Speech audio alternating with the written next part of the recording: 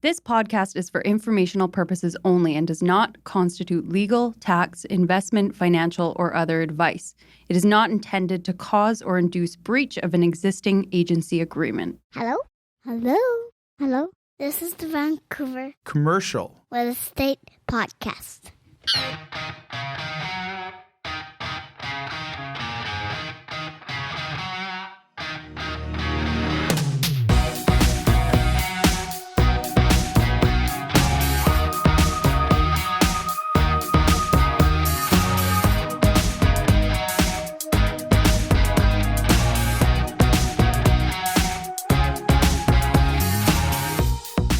Welcome back to the Vancouver Commercial Real Estate Podcast. I'm Cory Wright.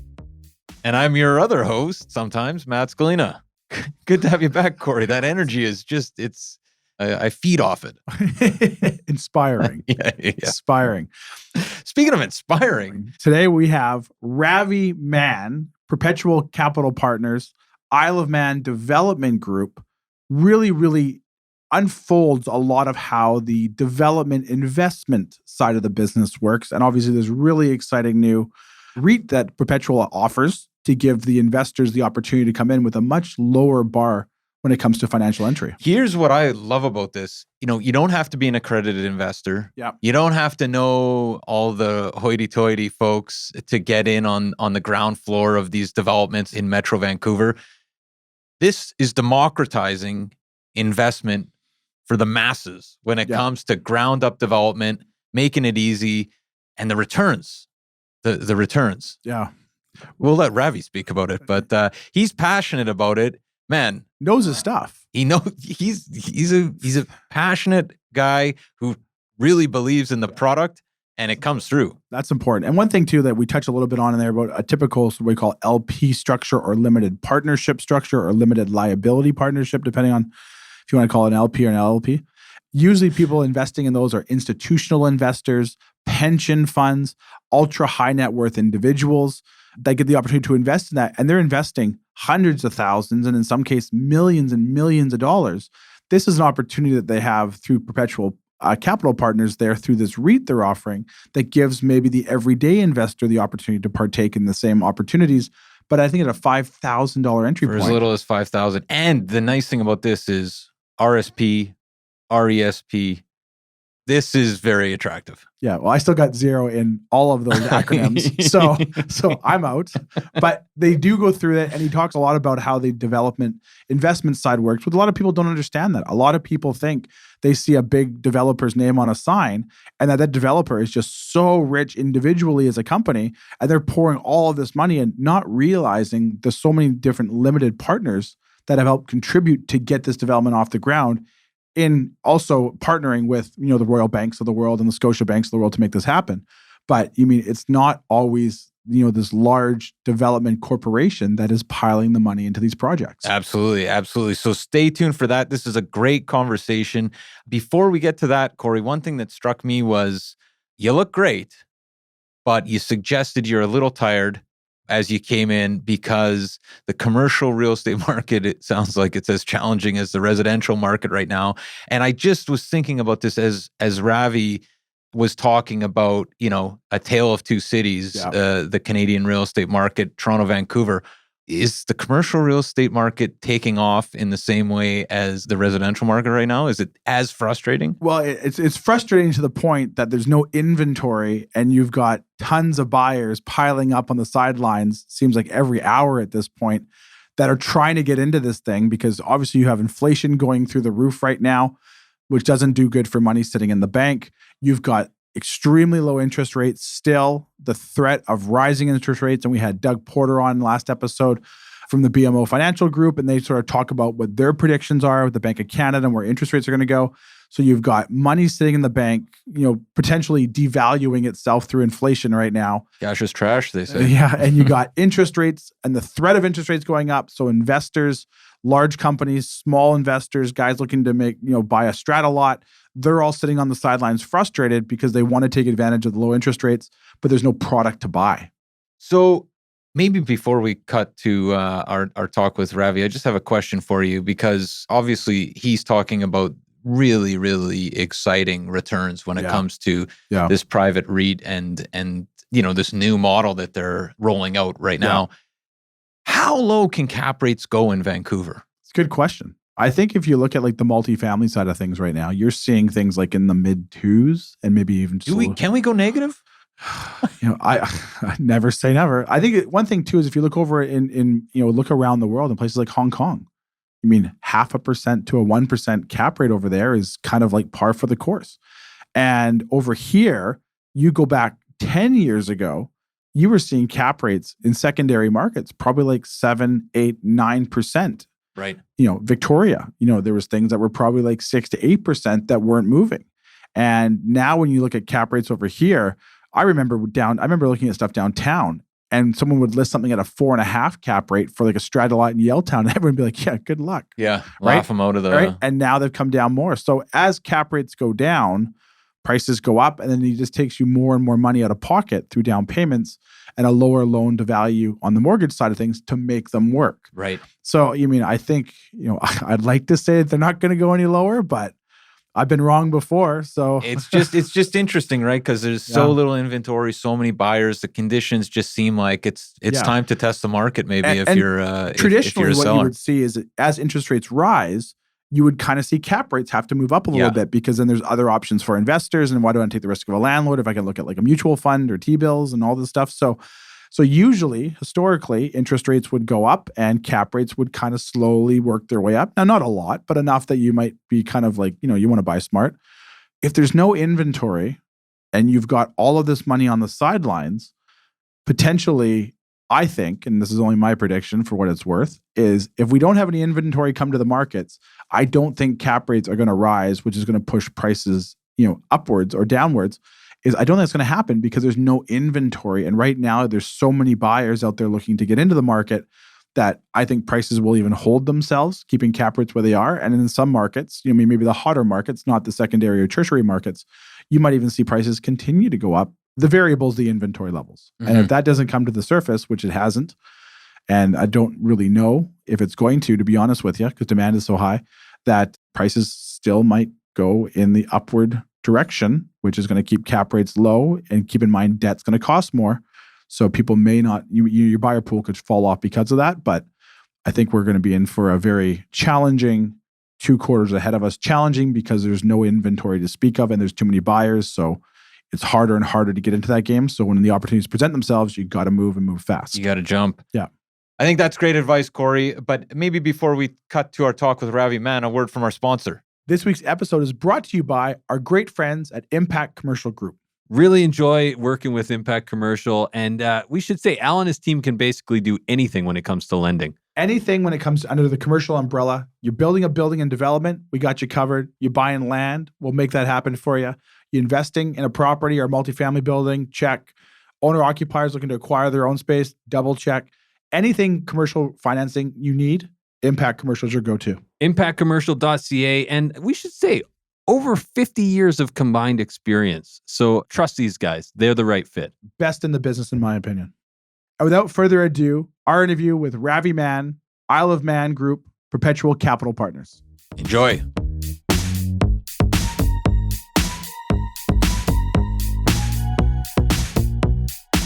Okay, we're here with Ravi Mann, PROPetual Capital Partners President and the Director of Finance and Investments at Isle of Mann Property Group. How you doing, Ravi? Very good, gentlemen. Thank you so much for having me. I can't tell you how excited I am to be here and talk about this. And longtime listener and avid reader of a lot of the content that you guys put out. Thanks so much, Ravi, and thanks for taking the time. Can we start maybe by you telling our listeners a little bit about yourself? Oh, sure. I've been around development my whole life, kind of a G2 developer of sorts. My father, he started our family-owned development company back close to closing in on 30 years ago now. I went to school at UBC. I did my degree in finance. Shortly after graduating with my BCom, I over at CBRE, nudged my way in as an analyst in the industrial sector, and I was there for about 3 months before I got plucked out of there by the national investment team headed up by Jim Zabot and Tony Quattrine. And that was a experience would be the understatement of the century. It was a great opportunity for me to refine my technical skills on underwriting, whether it was income producing properties or master plan mixed use developments and whatnot. And I was there for a few years. And what Tony always likes to say is our MBA in real estate. And from there, I decided to make the move back to my family's development company and hopefully take, those technical skills and the knowledge and, some of the context, the larger context you get by participating in real estate transactions at that scale and that level, bring some of that experience to the family company. And that was about 5 years ago now, which is, can't believe it's been that long already. But yeah, and what a ride it's been. And I guess that's probably a big contributor to kind of why we're here today and what we're here to talk about. Absolutely. And before we get to talking about this new low barrier REIT that you guys have, Ravi, I'm just curious. So you grew up in a real estate family, real estate's in your blood, essentially. Was the plan always to be in real estate, or maybe a question we often ask guests, why real estate? That's a great question. As a matter of fact, I remember being asked that question in my first interview at TBRE when I was just coming in as an industrial analyst, and I didn't anticipate that question, and it really took me off guard because I kind of just laughed, and I was like, honestly, it never occurred to me to do anything else, and I think they appreciated the authenticity of that answer. The candor. Yeah, something a little different than it's tangible. I like that I can see and feel and touch it. So I think that we had a good laugh over that, and yeah, you kind of nailed it. I guess growing up environment, let's be honest, before tech has started to really take the ride that it has, our primary industry in Vancouver has been real estate in some form or another, whether it's mortgage brokers or real estate brokers or developers or contractors, so on and so forth. So for the thought of me being in anything other than something that tied to real estate in some form or fashion just struck me as so foreign that it never even crossed my mind. Ravi, one of the big reasons why I wanted to have you on today is obviously your guys' new low barrier REIT that Matt had mentioned earlier there. PROPetual Capital Partners, I guess, is the one behind this. Can we maybe talk a little bit, just for the listeners' sake, what is a REIT? And then we can dive a little bit more into the unique opportunity that you guys have on the table. Absolutely. A REIT, to be as straightforward as possible, it's akin to a mutual fund that perhaps your wealth for you. Instead of somebody having to pay, let's say, I don't know what Apple is trading at right now, like let's say $1,000 a share in order to purchase an interest in Apple, what they can do is purchase a mutual fund trust that owns Apple amidst a general basket of other equities and stocks and bonds and whatever that allocation is. And maybe they don't have $1,000 to buy one share in that one stock, but they have maybe $1,000 that they would like to diversify across a vast, allocation mix. And so that's what mutual funds essentially do. They use economies of scale by having a lot of funds invested into this basket of funds, so to speak, and then use those funds to purchase various equities and whatnot. And so to use that analogy, a real estate investment trust, more commonly known as a REIT, is the real estate equivalent to that. So what REIT managers will often do, they'll amass a large amount of investment through many and smaller investors, use those funds to purchase one property, another property, and another property. And then next thing you know, someone were to purchase into this real estate investment trust for, some nominal amount, let's just say hypothetically $5,000, you have $5,000 adequately diversified between various different properties in various different markets or various different asset classes traded. But we're in recent years now seeing a rise in private REITs, and every REIT is kind of a little different. They've all got a different kind of strategy really at the end of the day. And I think one of the reasons that we're on here talking about it, and it seems to have gotten a lot of attention over the media, is because of just how unique our model is, and just to what extent that we've kind of turned the REIT model on its head in a very unconventional way. Now, can you maybe break that down for us? Maybe what a traditional REIT model might look like, and what PROPetual's model is, and how it's so much more different than maybe if I'm going to buy shares in a publicly traded REIT? Absolutely. So I'll start off by saying PROPetual's, what's the value proposition here at the end of the day? PROPetual is the very first nationwide pure play land development REIT, which is to say that we are the first and only REIT that operates purely in land development, and more specifically within Metro Vancouver, and further, even more specifically, within the markets of Surrey and Langley, the two fastest growing municipalities in the region. This isn't to say that other REITs do not dabble in development. Most other REITs, they're like I mentioned before, they have a highly specified strategy. So let's say, for instance, it's multifamily. So there's a plethora of REIT strategies of, maybe purchasing small low-rise buildings out in the States in high-growth markets. And, they purchase these properties at a, hopefully a below market rate. They go through a value add process where maybe, they're renovating suites along the way. They're able to increase rents and therefore increase cash flow to unit holders at the end of the day. They might refinance a little bit later and redistribute that capital as a nice little bump in return for investors. And then, as they grow and looking for ways to bump up the growth of their fund in terms of ROI, they might dabble into a specific development that is in line with their asset class strategy or their market strategy. So and REITs are generally looked upon favorably in the market because of, this steady income that they're naturally provide investors who invest into these REITs. But PROPetual, being a land development REIT, it differs from that specific model, mainly because, developments by definition are illiquid.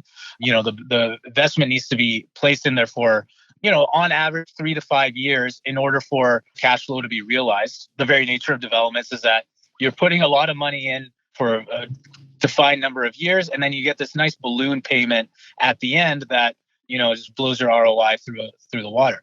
So that's kind of the way that the REIT has been structured. It's meant to exclusively be available for land development projects.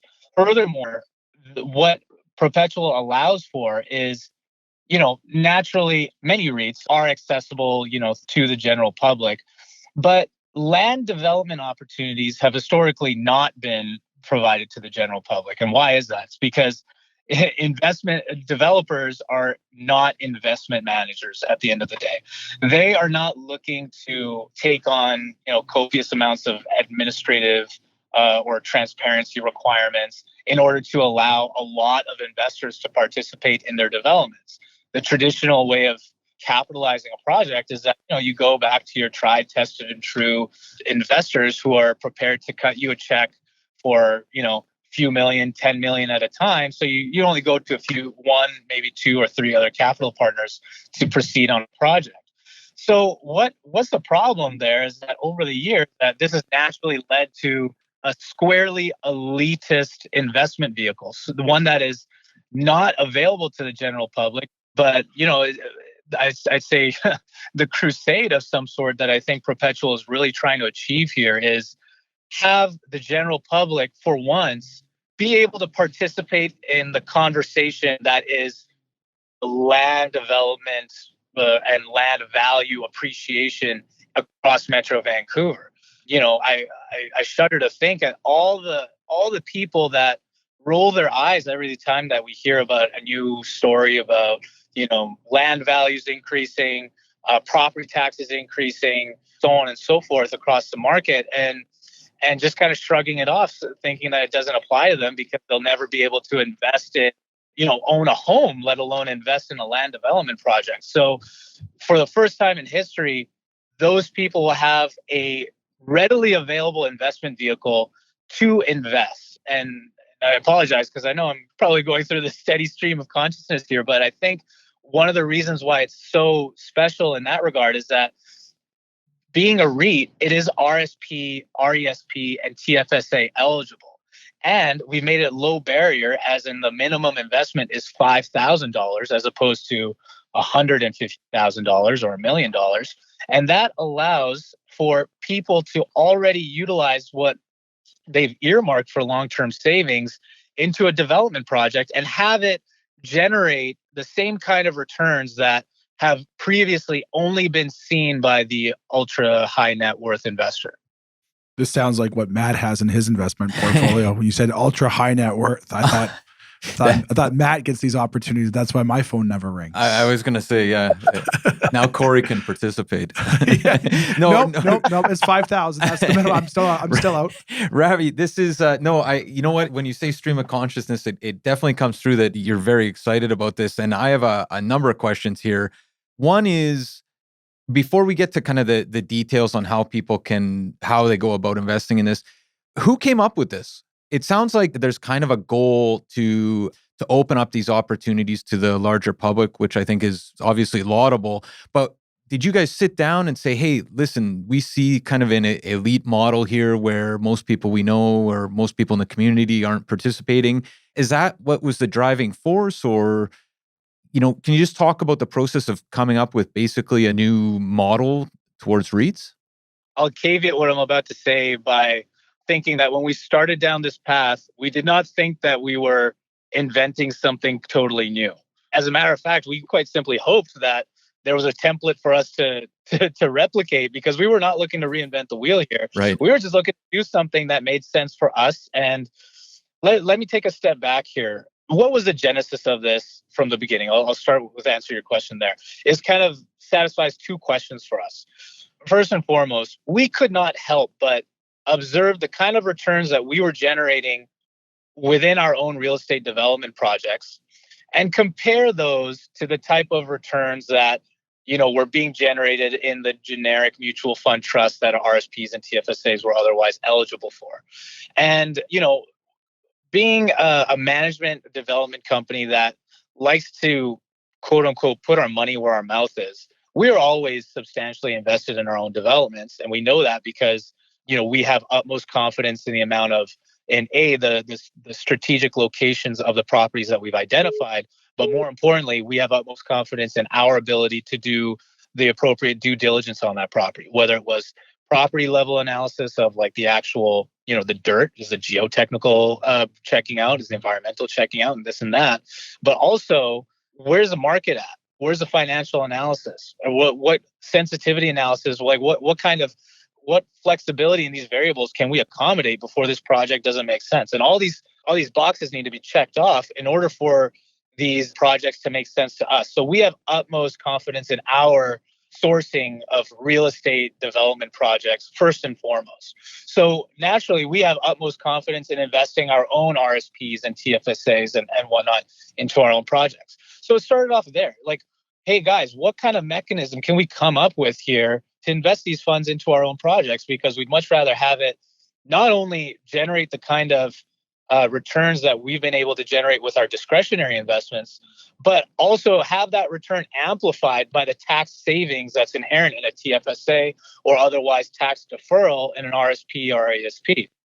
So it started off there, and then it came down to a point where, okay, we now discovered, okay, it's a REIT structure that we have to go down. So naturally, what came next is that we are, and this is after we realized that there was no comparative product out there for us to, basically use as a template for us to now tweak based on what our requirements would be. Right. We had realized by this point, okay, there's no such thing as a land development REIT, guys. We got to come up with this from the ground up. So eventually, in the investment product design stage, the question came up about minimum investment. And so we thought to ourselves, it's about time that we democratize investment in real estate development. We got to take out this elitism, and it's not fair, quite frankly, that we're doing projects that we currently don't even have a mechanism for our own staff, our own family and friends who might not have the kind of capital required to invest in our own projects. So let's make it a low barrier REIT for, at very least, our staff and our family and friends to participate in the type of wealth generation that we've been able to prove out in our history of our existence. But then it came, the more we started talking to people about what we were creating here, the more that we were hearing about, guys, there's a massive gap in the market for a product like this, one that gives a singular streamlined vehicle into the full portfolio of a bona fide development firm, and one that is backed by the resources and their pipeline and so on and so forth. And to generate the type of returns that we all know that only land development can generate, while also having the type of security that you have in the AAA quality real estate, which I would argue is just about any piece of dirt in across Metro Vancouver. Like, this is kind of ripe for tremendous growth. And so that's kind of when it came up with, okay, maybe we're onto something here. And quite frankly, it's been 5 years in the making. It definitely took a village. We got the right people, strategic partners in place before we could make sense of it on that scale. We partnered with some very, very talented people in the tech space, perhaps most notably Paul Kevner and Anthony Pace Braga over there at Restack. We met them early days when they're still developing their platform, which is a fund administration platform, precisely for new funds who are looking to take off some of the administration burden and the reporting requirements. And that connection was imperative before we realized, okay, now we're definitely, we're out of theoretical here and we're getting into practical. Let's take a proper stab at this. And then eventually, like on the cusp of launch, we thought, okay, look, if we're going to start treating ourselves as a bona fide investment management company, we got to be able to stand on our own 2 feet. So that was kind of where the separation from Isle of Mann as like an entity specifically kind of came up. And we said, okay, let's brand ourselves with something that kind of makes sense with our initiative. And that's kind of how PROPetual Capital Partners was born. So I think somebody out there has probably bought a public REIT, and they probably, as you mentioned, are thinking, okay, I love that this is, diversified across geographically in a lot of cases. The income streams are coming in across asset types.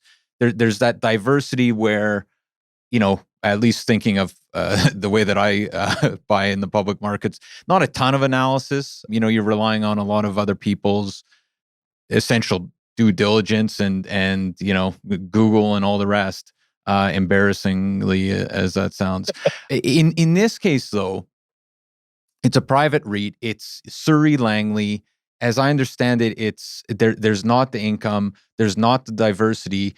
Can we talk about, I guess, 2 things? One is the type of analytical requirements for the average person or due diligence that they do, and then secondly, the benefits of not having, of it being a pure land play and not having that diversity. Yeah, and those are very important questions. I'm glad you asked that. So I'll start off by at very least touching base on the extent that we do diversify. So Isle of Man Property Group, over the 30 years that we've been around, most brokers are always ask us, hey, what are you looking for? What kind of projects are you looking for? What are you looking to be?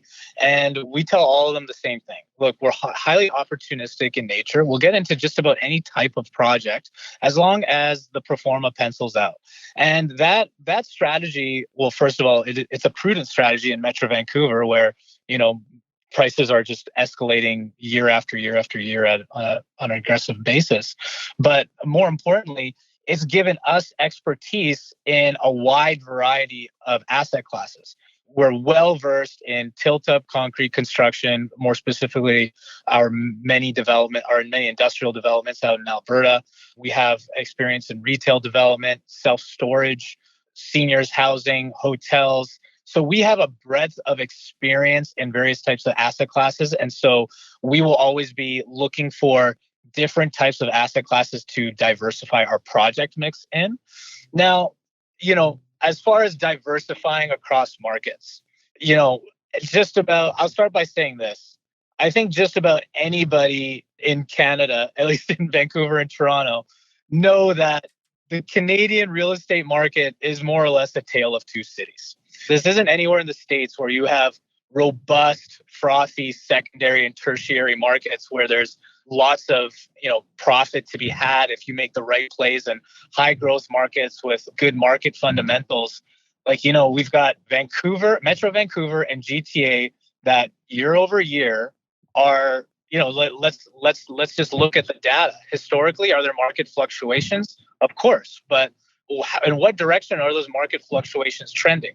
Upward. So if you're a long-standing player in the Surrey and Langley market, which is the two highest growing markets in the Metro Vancouver region, why would we even want to explore diversifying away from these core markets that are exceptionally well positioned from now a booming tech sector with a growing population that is a growing labor force that is looking for accommodations that allow them to maximize the beauty and the recreation of being in Metro Vancouver, but also, within a reasonable commute time to city centers that allows them to go to work. And obviously now with the work from home, the widespread acceptance of that, the suburban markets of Metro Vancouver have just been that much more attractive. Mm-hmm.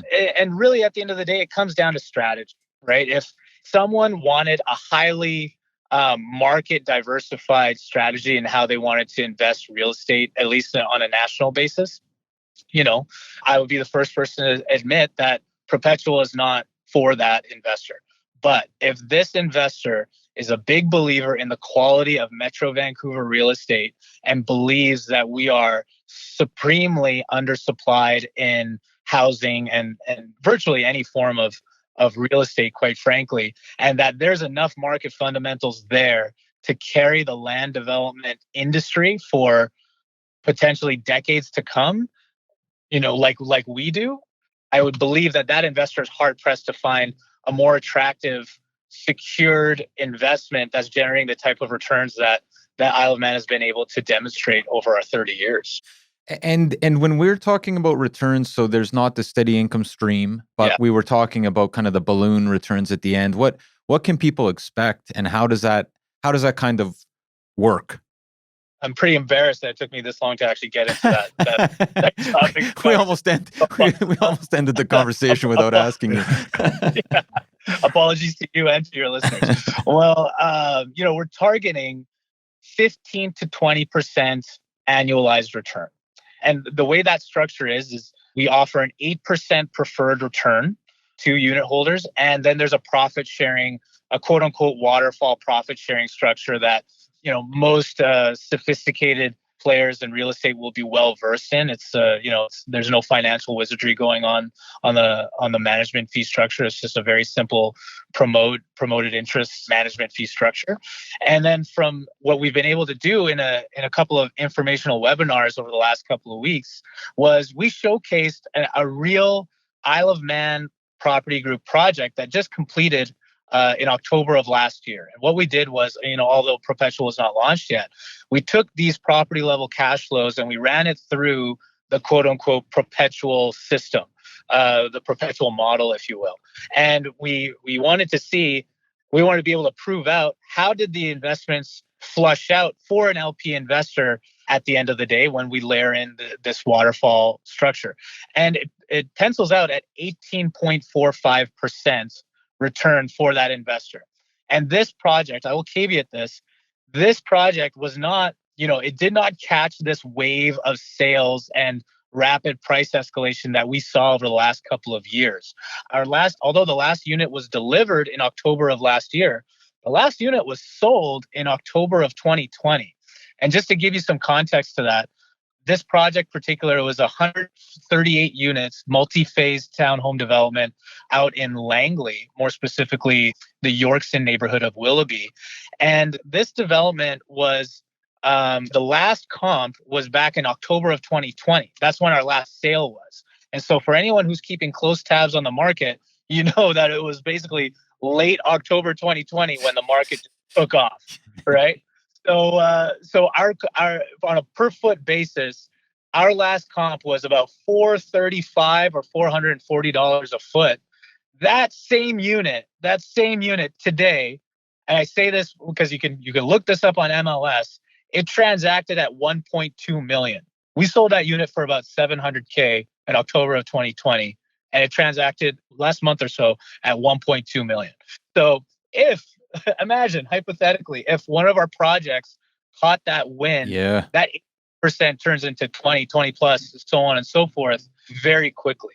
And I'm not entirely sure if I touched on this, but it is incredibly important that from an investor's perspective, that PROPetual is only purchasing projects after the entitlement risk has been taken off the table.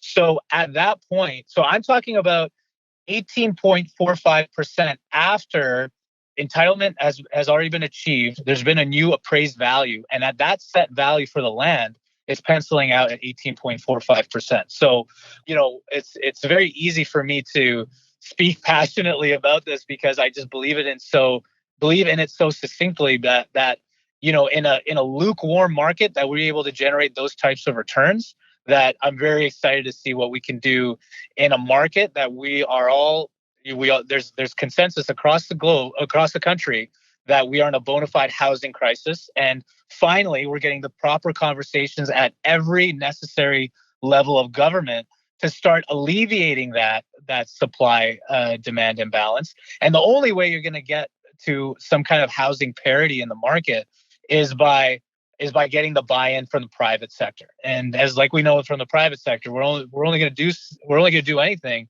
if it makes sense on the pro forma at the end of the day. And so really all we need to have happen is have the floodgates open at the municipal planning process, and then it's going to be really exciting to see the type of growth that we can generate with PROPetual, not only on an investor's basis, but at the end of the day, we're developers. We love developing. We love building. And for us to be able to leave such a substantial socioeconomic impact through like the built environment and improving the infrastructure for communities, at least from that lens, it's going to be really exciting to see the kind of growth we can produce in the Surrey and Langley markets. So Ravi, there, if I just break this down for the listeners there, how traditional LP models work and stuff like that. So when you're talking about these potential annual returns, these are kind of deferred returns that are paid out at the end of the project. And then the waterfall is sort of a split between the GP and the LP after they achieve certain benchmarks of profit, where a certain percentage goes to the GP, a certain percentage goes to the LP, and that's kind of how you get your sort of like deferred returns. Is that how, if I understand correctly? Yeah, you nailed it. And I wasn't sure how much into the weeds I should go because nice thing about your guys' audience, I know it's generally a more sophisticated audience, so they might appreciate these details. But more often than not, when I start to get into that, I'm usually shushed by my PR team. So I'm not going to lie. I read that about 5 minutes before we went on here. So I'm just going off the seat of my pants here. Yeah, right. Well, great job. You're faking it till you make it. Yeah, pretty cool. Maybe as a final question, unless there's another route you want to go here, but I'm a guy with $10,000 in cash in my RSP right now, and I'm thinking, man, this sounds great. How do I get involved? Can I get involved right now? How does that work? What are the steps people take for this project specifically in South Surrey? Is there still opportunity there? Can you just speak about like actionable steps people can take? Absolutely. And thank you for asking that question because it's an important one. So if people want to get involved, all they have to do is go to PROPetualREIT.com. That's PROPetual.com, and simply just click the Invest Now button at the header of the site. That'll take an investor to our EMD partner, who is Front Funder. That's the name of that company. And what they do is that we specifically enlisted them and their proprietary technology and their platform to make it extremely, extremely easy for somebody to invest their funds.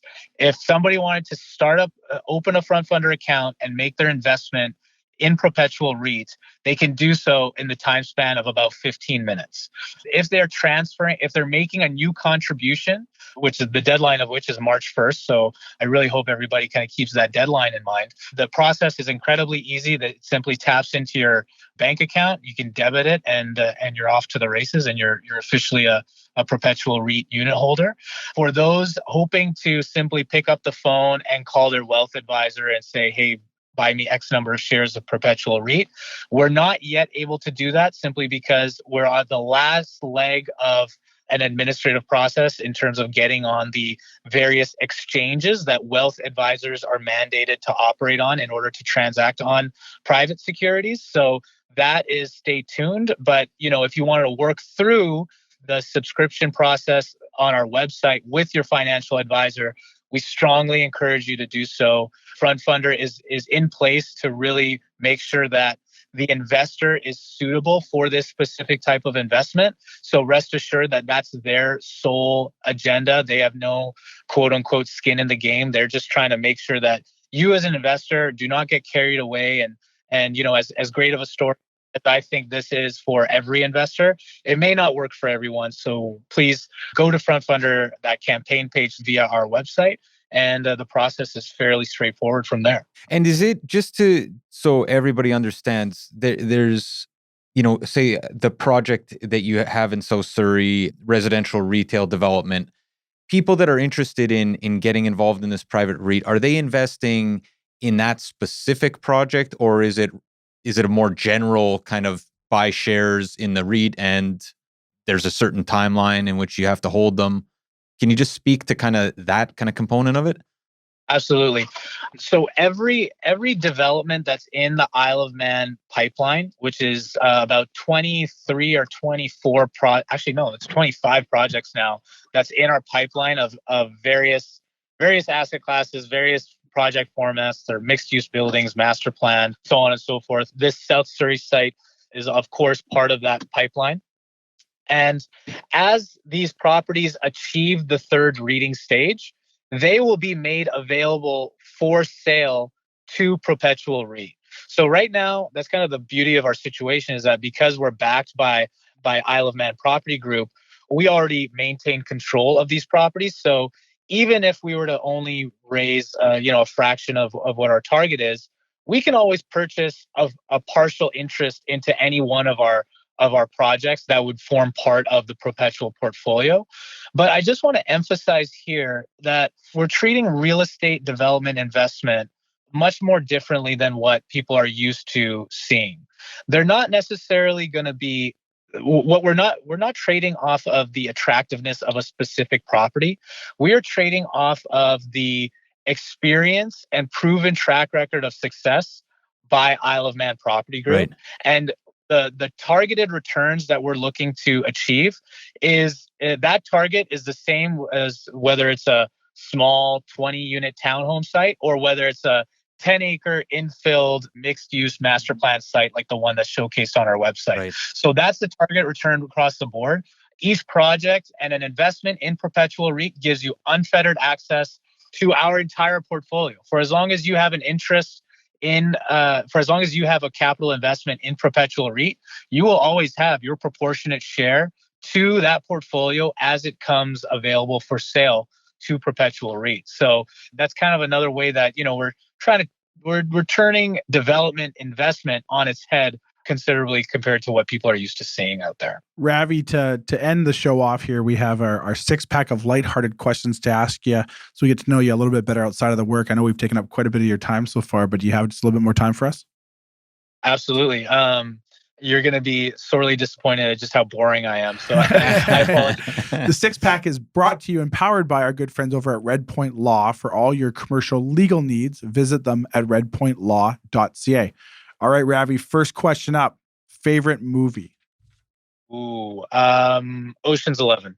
You're not so boring at all. It's a great movie.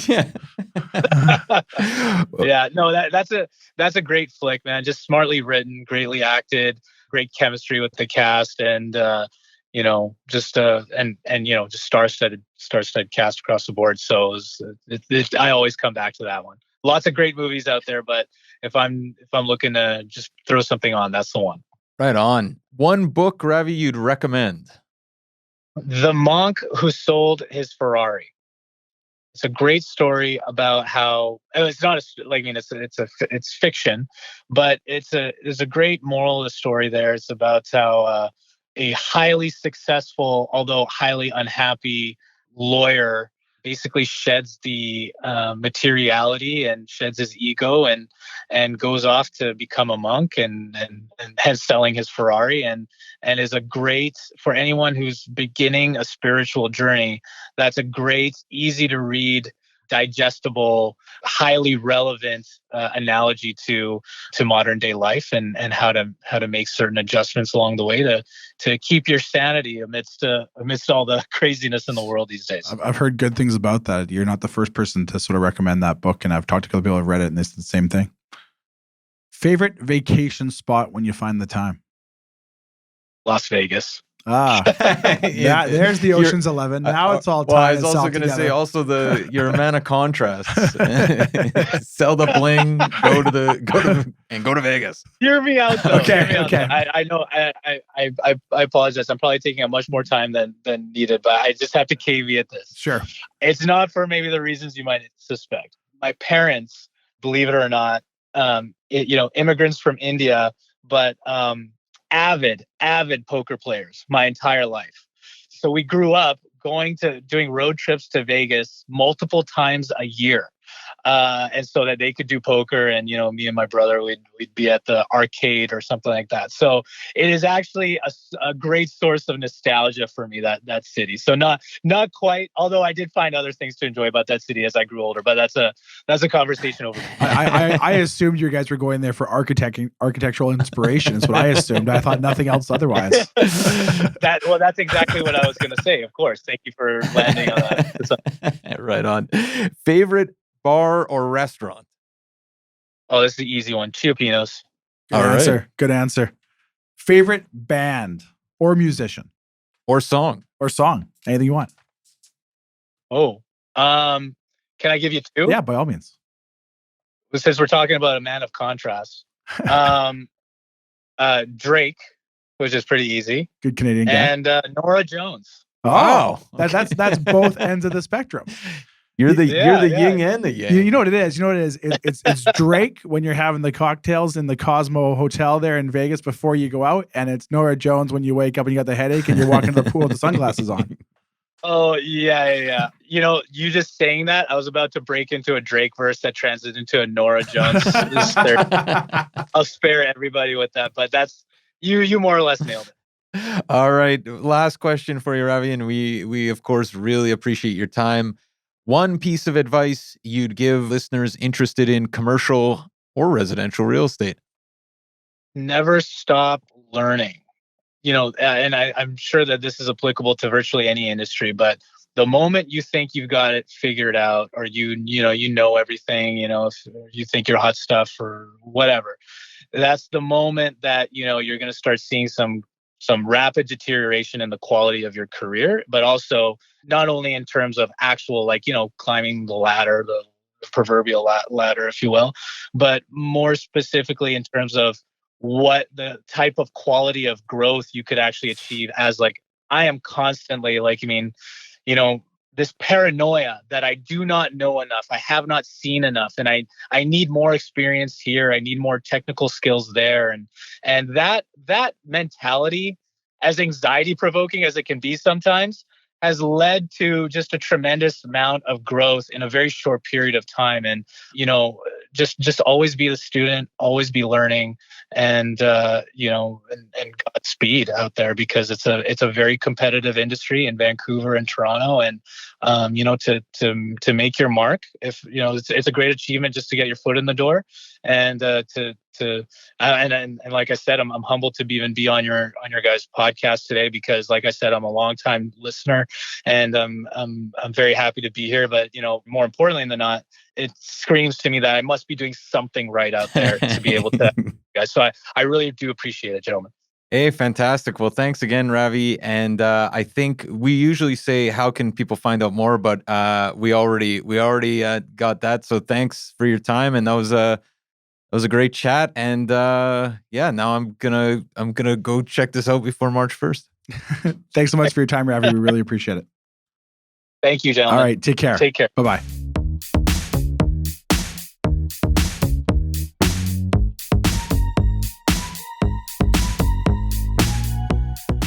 There you have it, folks. Our interview with Ravi Mann, a man that wears many hats. And likes many movies. Yeah. Really, really interesting conversation there, because a lot of people, like we said at the start of the show, don't understand how they potentially may get involved or almost get shut out of the investment side of the development world. And Ravi, through his family and through their PROPetual Capital partners, have created an opportunity for people with very, very low levels of entry point from an investment standpoint compared to what you typically would see from an LP level, can now get involved in that financing part and partake in the investment opportunity. Absolutely. You know, I left thinking two things. One, this seems very, very exciting. And I think everybody listening is probably in agreement there. This is a very exciting opportunity. And second, man, what would it be like growing up in Ravi's house? Right? Yeah. I feel like that's a podcast we got to have him back on. That's a follow-up. That's a follow-up there. It's growing a massive development company, a very successful and well-regarded development company after having parents who immigrated from India. So it's new Canadians building this company out of nothing, and on their off time, driving to Vegas to play poker. I mean, that sounds like a hell of a childhood. Yeah. If you don't have enough risk at home being the development game in BC, for that's fun the and boring games, part. let's go to Vegas and risk it again. No, and for all of them that recognize the Mann last name, a very prominent developer in the Fraser Valley market especially, and they've done a lot of great developments. So I think this is also from an investment standpoint, is you're not sort of necessarily investing in a brand new company that's looking to take off. This has got a 30-year track record of success. And what he points out is two of the fastest growing markets in the Lower Mainland. Yeah, I actually liked his answer at the end where he basically said, look, you're betting on the brand. Right? You're betting on the brand, and we're opportunistic. We make no qualms about it. That's our business, and we do it well. So there you go. But before we cut for the day, Cory, how can people find out what you're doing over at William Wright? People can always send me an email anytime at cory@williamwright.ca. They're welcome to call Top floor corner office.